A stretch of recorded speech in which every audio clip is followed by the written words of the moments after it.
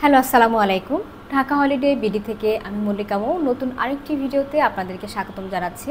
তো আজকের ভিডিওতে মূলত আমরা নতুন আরেকটি কান্ট্রির টপিক সম্পর্কে জানবো। তো আজকে যে কান্ট্রিটা নিয়ে আমরা কথা বলবো সেটা হচ্ছে আপনার সুইডেন। তো আজকের ভিডিওতে আমরা সুইডেনের ট্যুরিস্ট ভিসা নিয়ে কথা বলবো এবং সুইডেনের ট্যুরিস্ট ভিসার জন্য যাবতীয় যত টিপস আছে সব সংক্রান্ত টিপস আমরা আজকের এই ভিডিওতে আপনাদের সাথে তুলে ধরবো।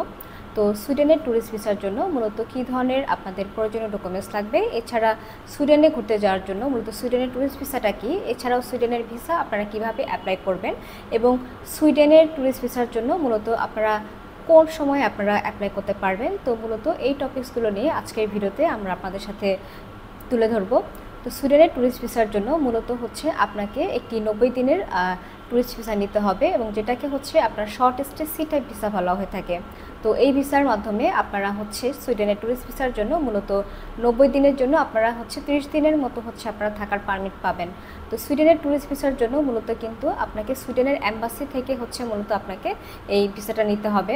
তো সুইডেনের আপনার যে ঢাকায় যে সুইডেনের যে অ্যাম্বাসিটা রয়েছে সেখানে কিন্তু আপনার মূলত আপনার সুইডেনের আশেপাশে যে বেলজিয়াম, ফিনল্যান্ড এবং হচ্ছে আপনার যে লুক্সেমবার্গ, লাতভিয়া এবং হচ্ছে আপনার আইসল্যান্ড, তো এই কান্ট্রিগুলো মূলত হচ্ছে আপনার সুইডেনের অ্যাম্বাসির প্রতিনিধিত্ব করে থাকে। তো অর্থাৎ আপনারা যারা হচ্ছে সুইডেনের ভিসাটা নিতে পারবেন তারা কিন্তু মূলত এই প্রত্যেকটি কান্ট্রির ভিসা আপনারা ইজিলি পেয়ে যাবেন।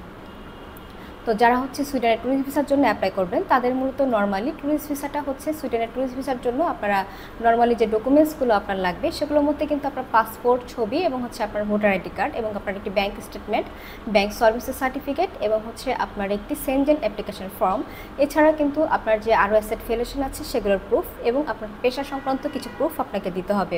তো সুইডেনের ট্যুরিস্ট ভিসার জন্য নর্মালি হচ্ছে আপনারা যে ভিসাটা করবেন তো সেক্ষেত্রে আপনার ভিসার জন্য যে ডকুমেন্টসগুলো লাগবে সেগুলো আমরা বলেছি। এছাড়াও আপনার যে পেশাজনিত কিছু প্রুফ আপনাকে দিতে হবে সেটা হচ্ছে আপনার যে জবের যে আপনার ডকুমেন্টসগুলো রয়েছে এবং আপনি যদি বিজনেস করে থাকেন সেখানকার যে ডকুমেন্টসগুলো রয়েছে সেগুলো আপনাকে দিতে হবে। আপনার পৃথিবীর প্রত্যেকটি কান্ট্রিতে কিন্তু আপনি যেখানকার ভিসার জন্য অ্যাপ্লাই করবেন না কেন ডকুমেন্টস কিন্তু খুবই ইম্পর্টেন্ট একটি জিনিস। তো আপনার ডকুমেন্টের উপর ভিত্তি করে কিন্তু হচ্ছে আপনার ভিসাটা খুব সুন্দরভাবে হবে।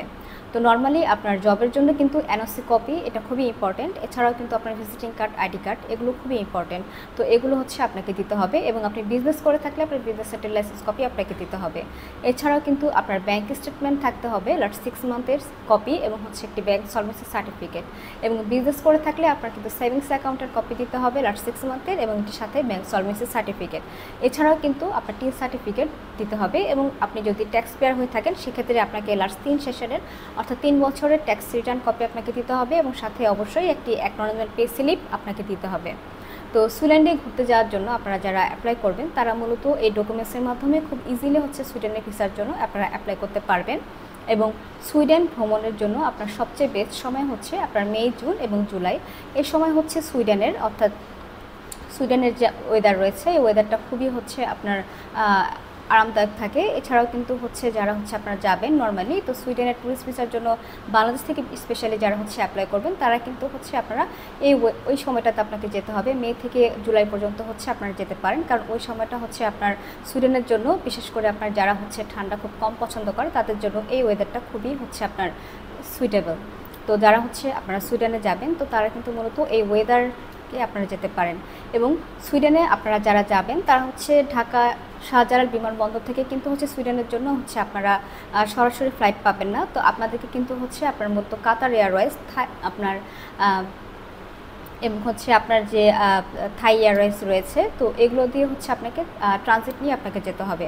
তো নর্মালি সুইডেনের ট্যুরিস্ট ভিসার জন্য হচ্ছে আপনারা এভাবে অ্যাপ্লাই করতে পারেন এবং সুইডেনের ট্যুরিস্ট ভিসার জন্য আরও গুরুত্বপূর্ণ টিপস জানার থাকলে অবশ্যই আমাদের কমেন্ট বক্সে কমেন্ট করতে পারেন এবং আমাদের হটলাইনে আপনারা যোগাযোগ করতে পারেন এবং আমাদের অফিসে এসে সরাসরি যোগাযোগের মাধ্যমে আপনার গুরুত্বপূর্ণ তথ্যগুলো জেনে নিতে পারেন। ধন্যবাদ।